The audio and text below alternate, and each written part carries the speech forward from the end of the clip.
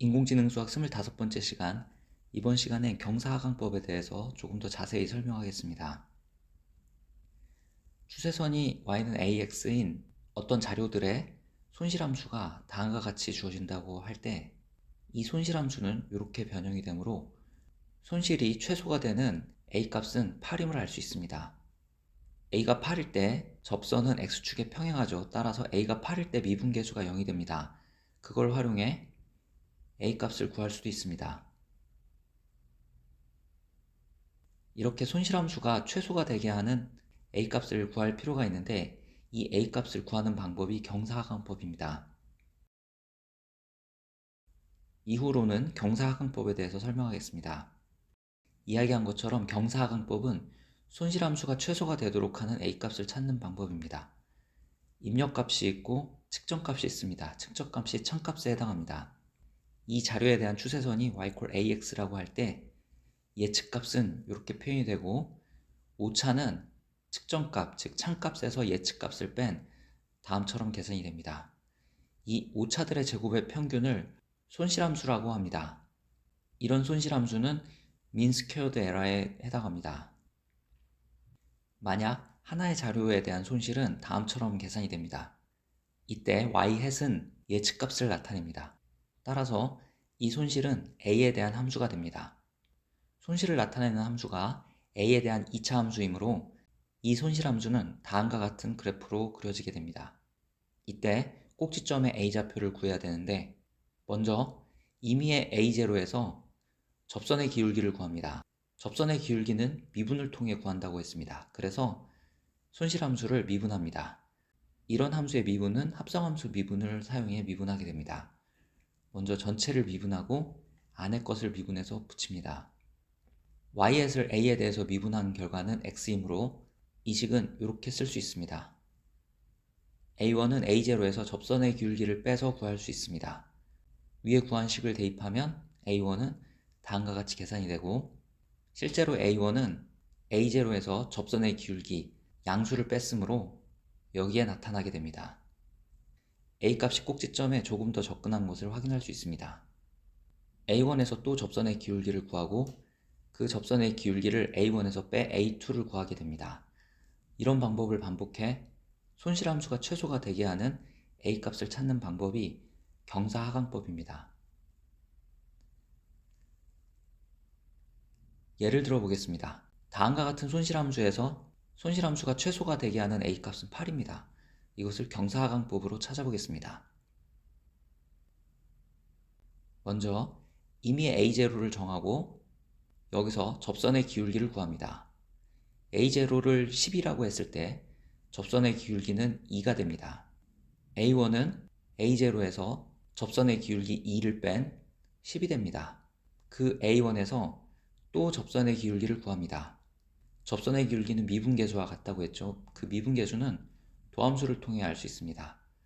위에 구한 도함수식에 a에 10을 대입하면 a가 10일 때의 미분계수는 1임을 알 수 있습니다. a2는 a1에서 미분계수를 뺀 9가 됩니다. a2에서 같은 방법을 반복합니다. 9에서 접선의 기울기를 구하면 2분의 1이고 이 2분의 1을 9에서 빼 a3를 구하게 됩니다. 다음 a3, 즉 2분의 17에서 접선의 기울기를 구하고 그 a3에서 접선의 기울기를 빼 a4를 구하게 됩니다. 이런 방법을 10번 하면 다음의 값을 구할 수 있습니다. 이것은 손실함수가 최소가 되게 하는 a 값인 8과 거의 같습니다.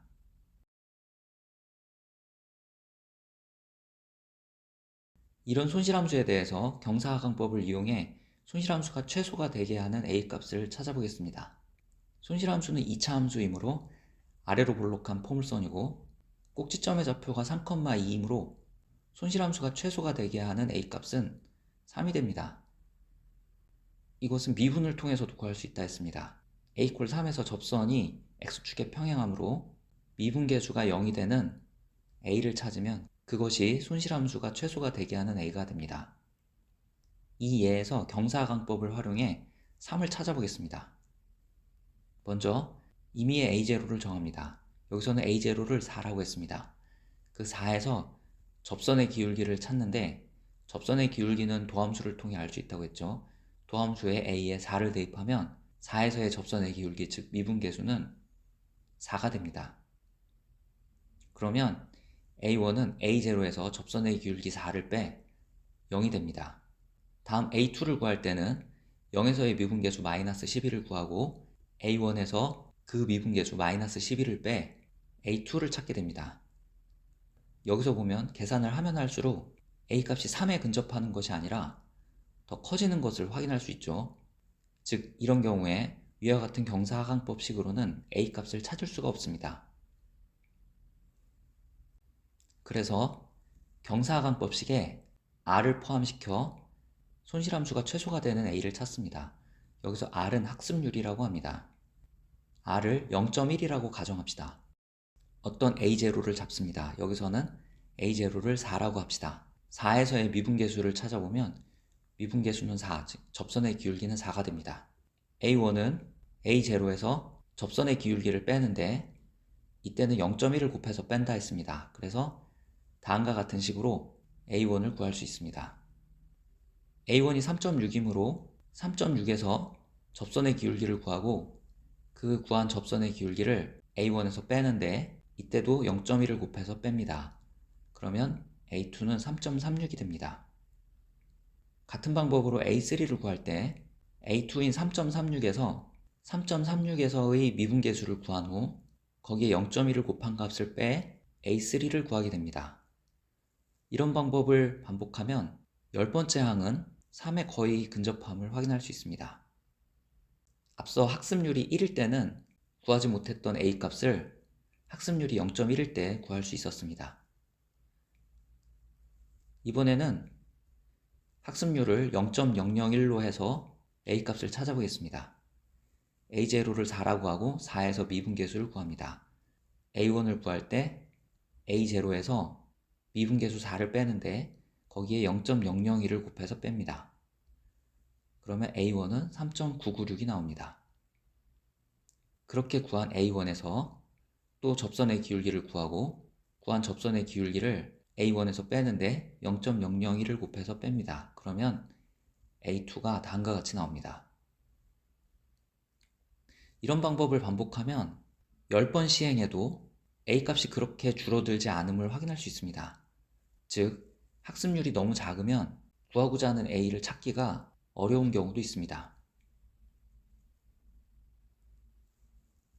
정리하면 경사하강법으로 손실함수가 최소가 되게 하는 A를 찾을 때 다음과 같은 식을 사용하게 되는데 이때 R을 학습률이라고 합니다. 이 학습률은 너무 크면 학습이 제대로 이루어지지 않는 경우가 있습니다. 그림으로 표현하면 다음과 같은 경우에 해당합니다.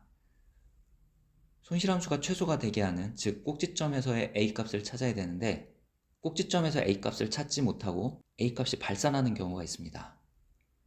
또 학습률이 너무 작으면 학습이 아주 느리게 이루어져 A값을 찾지 못하는 경우도 있습니다.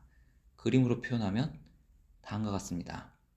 손실함수가 최소가 되게 하는 A값에 근접하기는 하는데 너무 느리게 근접해 결과적으로 도달하지 못하는 경우가 있기도 합니다. 그래서 경사하강법으로 A를 찾을 때는 적절한 학습률을 사용해야 합니다.